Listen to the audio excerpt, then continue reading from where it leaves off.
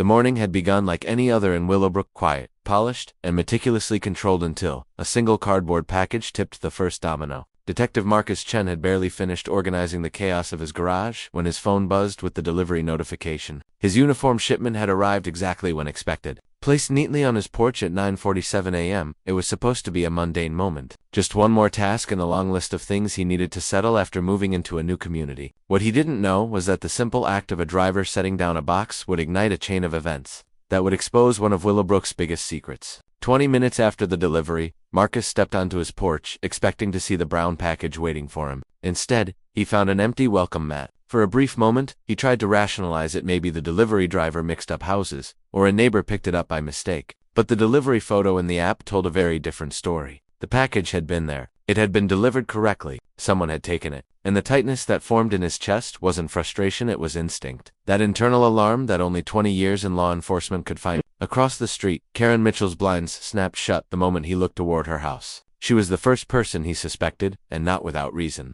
Karen wasn't just any neighbor. She was the self-appointed queen of the Willowbrook HOA, the kind of woman who introduced herself with a fruit basket in one hand and a list of violations in the other. The kind of woman who believed her title gave her the authority to police everyone else's lives. And the kind of woman who always seemed to know more about everyone's business than she should. But suspicion alone wasn't enough, not for Marcus, and certainly not for what was inside the missing box. His entire police identity was in that package. His dress uniform for the swearing-in ceremony, his patrol gear, and worst of all, his badge and official credentials. Losing those wasn't just inconvenient, it was dangerous. A stolen badge could be used to impersonate an officer, access restricted areas, or commit crimes under the pretense of authority. It was no longer a missing package, it was a potential federal crime. When he opened the doorbell camera footage, the truth played out in cold, unemotional clarity. At 9:49 a.m., Karen Mitchell stepped out of her house. At 9:50, she crossed the street. At 9:51, she stooped down, seized the package, and scurried back inside like a thief who believed she was above suspicion. No hesitation, no concern about being seen, just entitled confidence. That 3-minute video clip transformed the situation entirely. This wasn't a misunderstanding or a neighborly mix-up. It was theft, premeditated and deliberate. And because of what the package contained, it wasn't merely a violation of Marcus's privacy. It was the theft of government property. Karen had crossed far beyond the boundaries of HOA authority and straight into federal territory. Marcus knew better than to confront her. People like Karen thrived on confrontation. They twisted it, manipulated it, weaponized it. So instead, he made the call that would change everything. Internal affairs got involved. Detectives were dispatched, and quietly, the neighborhood became a stage for a case far larger than anyone realized. What began as a missing package had revealed something darker, festering. Beneath Willowbrook's polished surface, a pattern of theft, control, and entitlement that had gone unchecked for far too long. And this single stolen box was about to bring the queen of the HOA crashing down. Detective Marcus Chen approached the situation with a calm, measured discipline that came from 2 decades of investigative work. He didn't storm across the street to demand answers, nor did he allow anger to cloud his judgment. Instead, he retreated into the quiet of his home, sat down at his table, and replayed the doorbell footage again and again. Every second mattered. Every gesture, every glance, every timestamp confirmed what his instincts had already told him. Karen Mitchell had taken his package deliberately and without hesitation. But the real question wasn't who Annie Merritt was, why. Marcus knew the value of patience. The most successful investigations weren't loud or dramatic. They were quiet, methodical, and built on unshakable evidence. And this one needed to be airtight. A stolen police badge wasn't something that could be brushed aside or handled with neighborhood gossip. It was a serious crime that required precision, discretion, and a full understanding of what he was dealing with. He had no idea what Karen had done with the contents of the box. He didn't know if she had tampered with them, hidden them, or attempted to use them. But the mere possibility meant he couldn't afford to take chances. His first move was to notify his sergeant at the new precinct.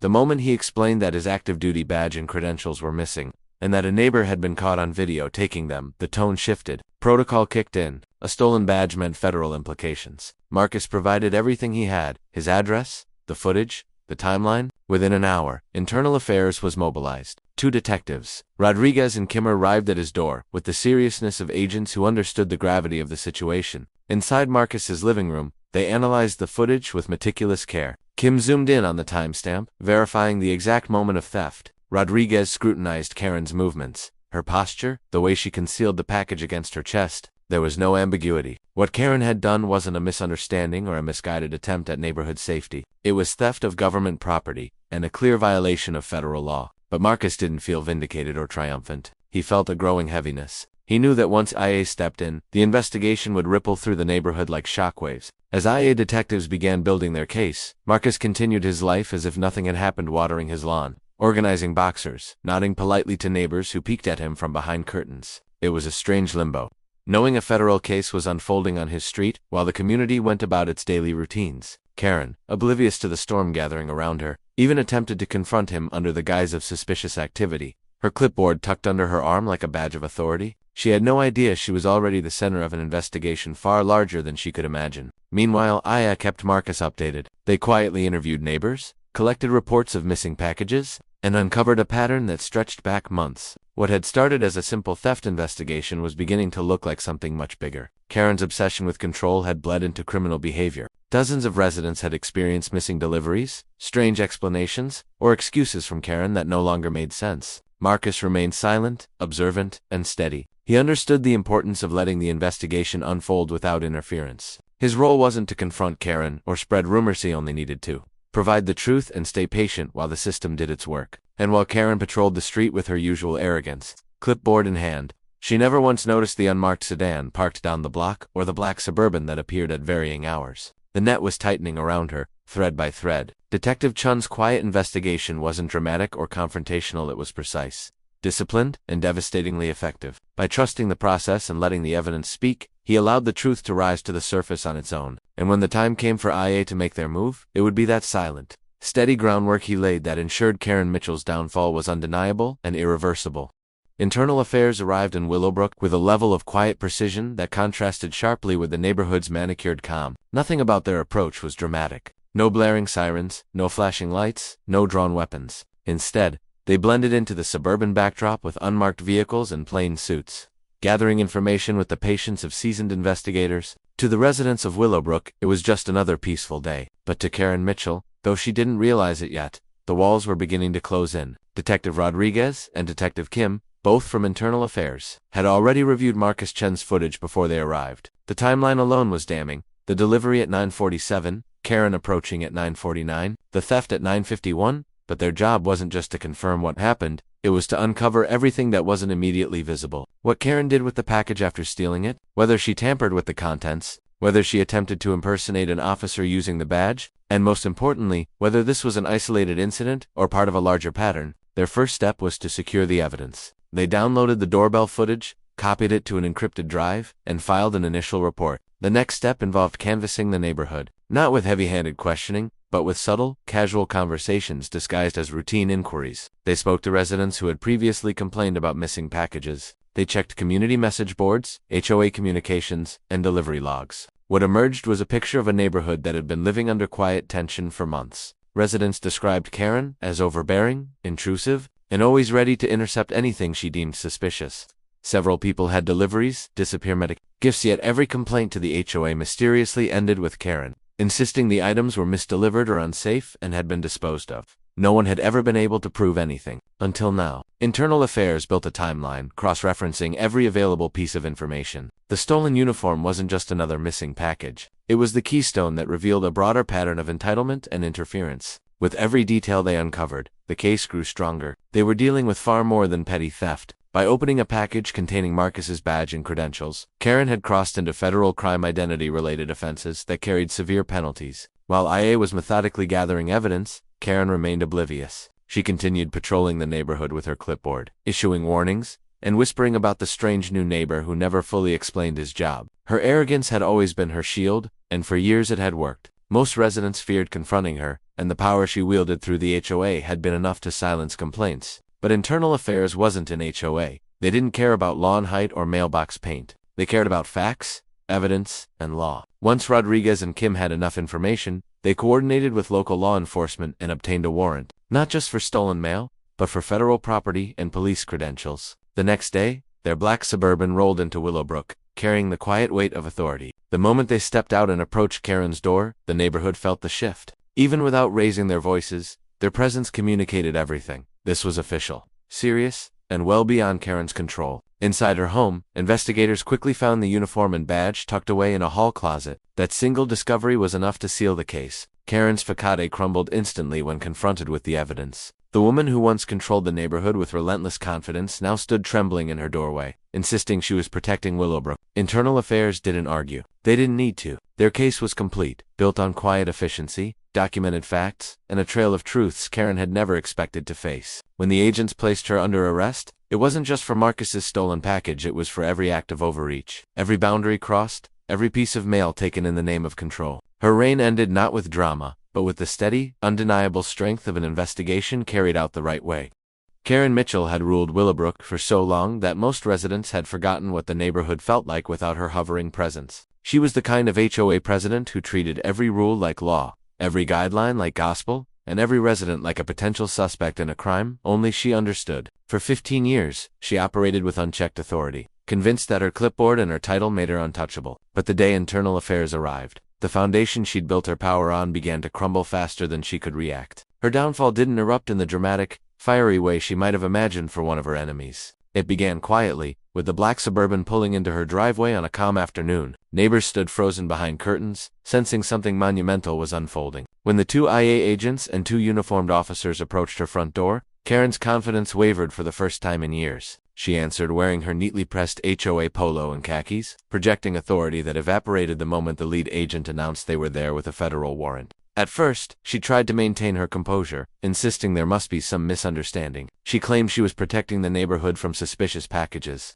her voice growing increasingly shrill as the agents explained the severity of her actions. When they mentioned stolen federal property and law enforcement credentials, her face drained of color. Even then, she clung to her delusions of power, demanding to speak to someone in charge, oblivious to the fact that she was facing the very people who handled internal investigations within the police department. Her collapse became undeniable when an officer emerged from her house holding an evidence bag containing Marcus Chen's uniform and badge. It was the moment her flimsy excuses dissolved. The neighbors who had lived in fear of her scrutiny now watched as she stammered, insisting she would have returned the items, insisting she was doing her duty, insisting she was the victim. But every word only made her unravel more. When the handcuffs finally closed around her wrists, it felt to the neighborhood like the end of a long and oppressive era. As Karen was escorted to the waiting cruiser, residents stepped outside, phones raised, capturing the downfall of the woman who had monitored their lawns, interrogated their guests, and issued endless violations that made life feel more like a regime than a community. Mrs. Patterson's voice cut through the air when she reminded Karen of her own missing package and anniversary gift that had vanished and was never investigated. Others followed, shouting their grievances, each one a small piece of the case Karen never knew was assembling behind her. Once Karen was gone, the neighborhood breathed in a freedom it hadn't felt in years. The HOA board moved swiftly and unanimously to remove her from power. She tried to attend the meeting, tried to march into the room and reclaim control, but the board barred her from entry. That final humiliation was more than she could bear. She fainted in front of a room full of people who had once feared her, and the paramedics who arrived found nothing wrong except shock, a symptom of a collapsing empire. Her trial months later was the last chapter of a story she had unknowingly written for years. She stood before a judge with none of the confidence she once wielded, listening as the charges mail theft, possession of stolen government property, identity-related offenses were read aloud. Her attempt to justify her actions as neighborhood protection was dismissed immediately. The guilty verdict shattered any remaining illusion of control she had clung to. When her sentence was announced, probation, a massive fine, and hundreds of hours of community service, her expression told the entire story. The queen of the HOA had finally been dethroned, not by rebellion or confrontation, but by her own arrogance, her own choices, and the simple truth that she had mistaken power for permission. Willowbrook had lost its tyrant, and in her downfall, the neighborhood finally rediscovered its peace. When Karen Mitchell's grip on Willowbrook finally broke, the neighborhood experienced a transformation so subtle at first that residents didn't quite realize how much they had been living under her shadow. For years, every porch light, lawn ornament, mailbox, shade, and trash bin placement had been monitored, judged, and often penalized by the woman who believed the HOA made her the supreme authority of suburban life. Her absence created a stillness that felt unfamiliar, like the quiet that follows a long storm. Willowbrook, for the first time in 15 years, could finally exhale. In the days immediately following her arrest, people seemed to move differently. Neighbors who usually kept their heads down when walking past Karen's house now strolled freely, chatting with one another without fear of a violation being issued for lingering on the sidewalk too long. Children who had been scolded countless times for riding scooters too fast, or leaving chalk drawings on the driveway, returned to the streets with unrestrained excitement. Their laughter echoed through the cul-de-sac, replacing the tight, watchful silence that had long hung in the air. Holiday decorations began appearing on lawns. Even though the season was months away, a few households put up lights, just because they could.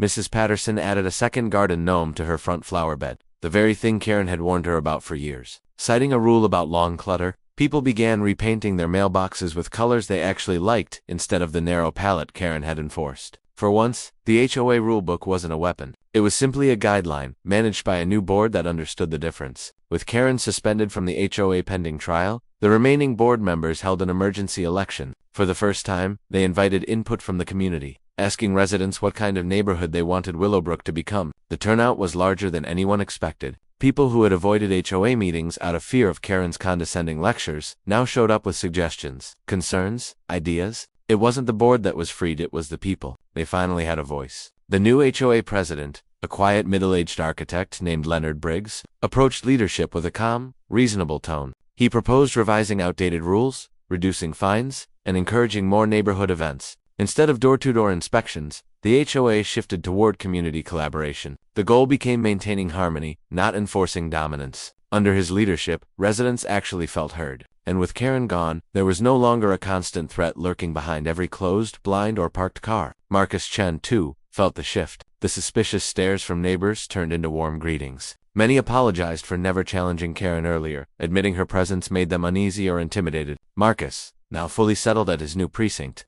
felt the neighborhood becoming the peaceful environment he wanted for his daughter. Where once he saw tension in every driveway, now he saw barbecues starting up, friendly conversations blooming, and small acts of kindness that had no room to exist under Karen's surveillance. Even delivery drivers noticed the change. Packages stayed where they were placed. No more mysterious disappearances, no more quiet suspicion. The porch cameras captured normal activity again: kids playing tag, neighbors watering plants, people bringing in groceries. Not once did they capture the old pattern of someone crossing the street to confiscate another's property under the guise of safety. As the months passed, Willowbrook wasn't just free of Karen, it was healing. Her trial became a subject of distant gossip rather than a looming threat. When the verdict finally came down, residents watched the news with a strange sense of closure. It wasn't revenge they felt, but relief. A reminder that the rules of power had changed, and that one person's obsession with control no longer defined their lives. The neighborhood blossomed into what it should have always been, a place where people lived, not a place where they were watched. A place where the sound of freedom wasn't loud or dramatic, it was the steady hum of daily life finally restored.